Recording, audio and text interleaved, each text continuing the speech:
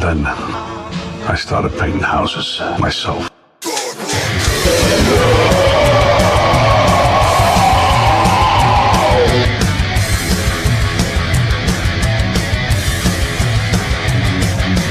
This song goes out to anyone who ever has been shit on in their life. Because of a bad relationship, family fucked you over, you think your boss fucking hates you, or something else. Just my Billy Chuck got your fucking back, always.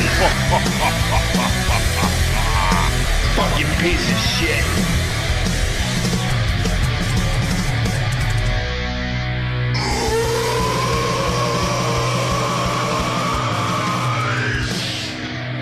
Every time you ask me if I still care.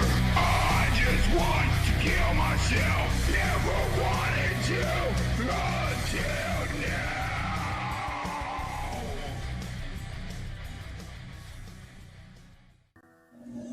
What's going on, guys? It's your boy Billy Chuck. This is the first episode of Billy Chuck's 30 Minutes of Mayhem. Here we go. For the first episode, we're going to discuss my favorite frontmen of hard rock and heavy metal. Let's go. Kurt Cobain is a voice of a generation. Like it or not, if you like Nirvana or if you hate Nirvana, it doesn't matter. It happened. It exists. Suck it, haters. He is as big of a metal fan as I am. Kurt Cobain will always be my number one favorite till the day I die. Kurt died in 1994 with a shotgun blast to the head. He was depressed as a kid. I've seen that. Everyone's seen that. But ultimately he met his demise. The supposed love of his life, Courtney fucking Love. She didn't pull the trigger, but she certainly didn't help matters any. Saying shit like, what are you gonna do, Kurt? Go kill yourself, this and that? You say that to somebody who's depressed. You say that enough. They're gonna do it. Two, he just didn't have a way out, bro. Next on my list, probably the greatest frontman in real heavy metal history, Mr. Phil Anselmo. Phil Anselmo started a heavy metal band. Well, he didn't start it because it already existed with Dimebag and Vinnie Paul. They were more of a glam metal band in the early to mid 80s. And they got rid of their singer and found Phil, which is the best thing they ever did. They released Cowboys from Hell, and there's no reason to go back before Cowboys from Hell and listen to Pantera. There's not. Because once they had Phil, he was that dominant, in your face, fucking punch you in the mouth kind of frontman. He's fucking awesome. But Phil has quite the busy person nowadays. He started Housecore Records, which ultimately is very, very successful. Congrats to him. But I'm going to give you guys all of his side projects and other bands that he got into after Pantera. You guys ready for this? After Pantera, he formed Down, and then Superjoint Ritual. He had Arson Anthem, Scour, and Minor. And if I'm forgetting any, just leave them in the comments. If you guys are liking what you see and what you hear, make sure you hit that like button and hit that subscribe button. Now, let's get back to it. But with all that being said, I could talk about Phil all day. But I only have 30 minutes, so the next one on my list is Dez Fafara from Cold Chamber and Devil Driver. Dez Fafara was the lead vocalist of Cold Chamber and Devil Driver. And Cold Chamber came out in the early mid 90s in LA. And they were part of the new metal scene. I used to have a big crush on the original bass player, Raina. She sees this. What up, girl? Another one of the greats next on my list, Mr. Jonathan Davis from the infamous new metal band Korn. Jonathan Davis was born January 18th, 1971. He's also known as JD or J-Devil, and he's the frontman for the band Korn. Before he got famous, he was in bands such as Sex Art, LAPD, and that's when Monkey and Head met Jonathan Davis at an LAPD concert, I believe, and the rest is history. Next on my list, possibly the best writer in music today. I don't mean just hard rock and heavy metal. I mean today. All genres of music. The best songwriter, in my opinion, has to go to Corey Taylor from Slipknot and Stone Sour. Corey Todd Taylor was born December 8, 1973. He's the lead vocalist of the heavy metal band Slipknot, but he's also in Stone Sour, which he started before Slipknot. But then when Slipknot got signed, he went back, got back with the boys from Stone Sour, brought them to the mainstream, and got them signed also. I'm going to give you guys a couple fun facts about Corey Taylor and Slipknot. Corey Taylor was born in Des Moines, Iowa, to an Irish and Native father. But by the time he was 15, did you know Corey Taylor was addicted to drugs already?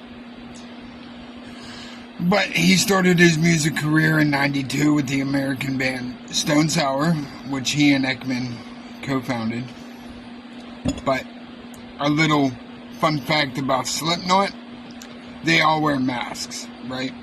Slipknot did not wash their masks on tour. They didn't wash them because they believed they would carry the spirit of the tour with them wherever they went. The masks would have sweat, spit, and sometimes vomit on them. And they didn't, that's fucking gross. They didn't wash them. Superstitious, are we? Finally, next on my list, the Prince of Darkness himself, Mr. Ozzy Osbourne. And here's a little fun fact for you about Ozzy Osbourne. When he responded to the initial ad to be in Black Sabbath, back in 1968, he realized it was his mortal enemies that were wanting a singer. What fucking luck, right? What fucking luck.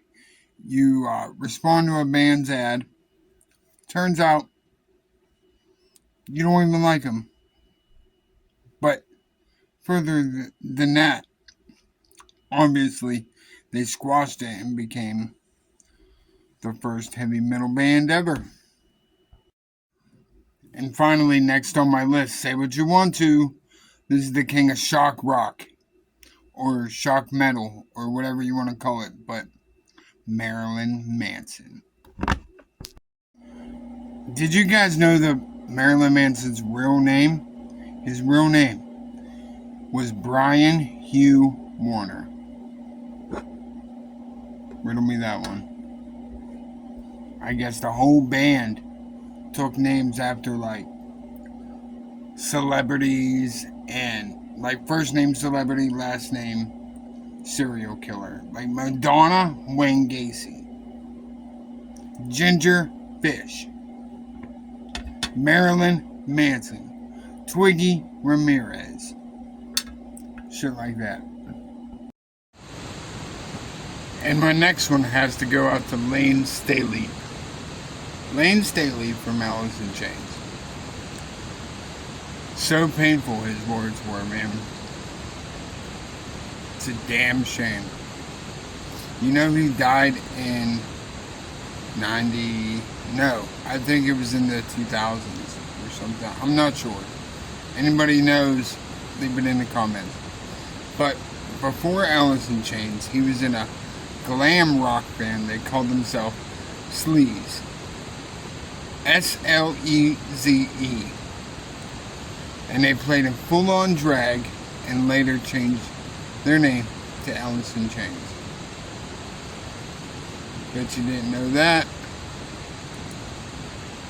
Bet you didn't know that. And my next one is going to go out to, in my opinion, one of the best frontmen of the late 80s, early 90s. His name is Axl fucking Rose from Guns N' Roses. But did you know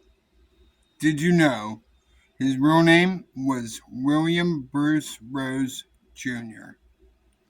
He was born in 1962.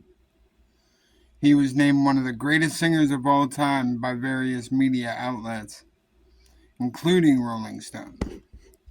He was born in Lafayette, Indiana. He was in band before Guns N' Roses. He was in a band called Hollywood Rose and LA Guns. But Guns N' Roses' first album was called Appetite for Destruction. Came out in 1987. Sold in excess of like 30 million albums or something like that.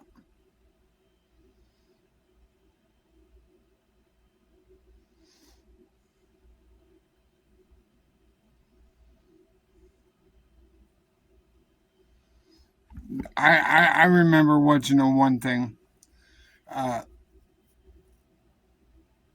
They were on tour with Metallica at the time, and they refused to come out. They wouldn't come out. So Metallica had to come out early.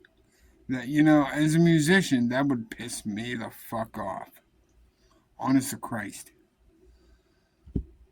I mean, he's an awesome singer. I'll give him that. He's an excellent frontman. I'll give him that. But he's probably an asshole. And if you see him nowadays, well, when he was horrible there for a while, but I've seen he's starting to get back into it. He's old as shit, though. This is my last video. Make sure you hit that like button. Make sure you hit that subscribe button. Let me know what you think. Leave some comments below. Let me know what you think. But the last one on my list has got to be, I know it's not hard rock, heavy metal, so I'm going to break my own rules here, but it's Jim Morrison from The Doors. Or, as he's also known as, the Lizard King. But I just want to give you some facts about Jim Morrison that you probably didn't know. So, number one, did you know Jim Morrison's father commanded a U.S. naval fleet in a crucial moment in history? Did you know that?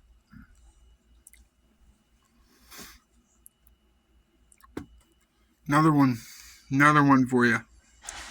Jim Morrison often told people his parents were dead, even though they weren't. But Jim and his father only spoke one more time via telephone. Jim Morrison was haunted by something he claimed to have witnessed in 1947.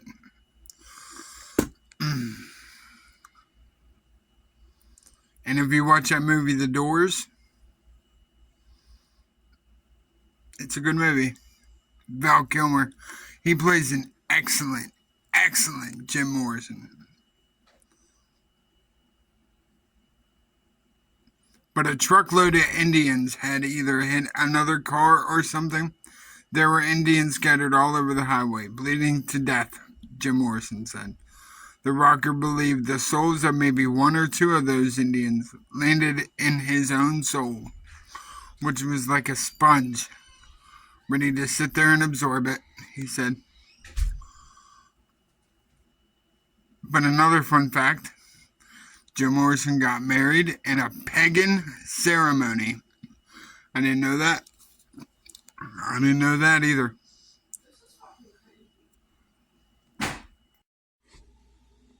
And as always, guys, if you like what you seen, like what you heard, and if you like spending time with your boy Billy Chuck, hit that like button, hit that subscribe button, and let me know what you think. Leave some comments.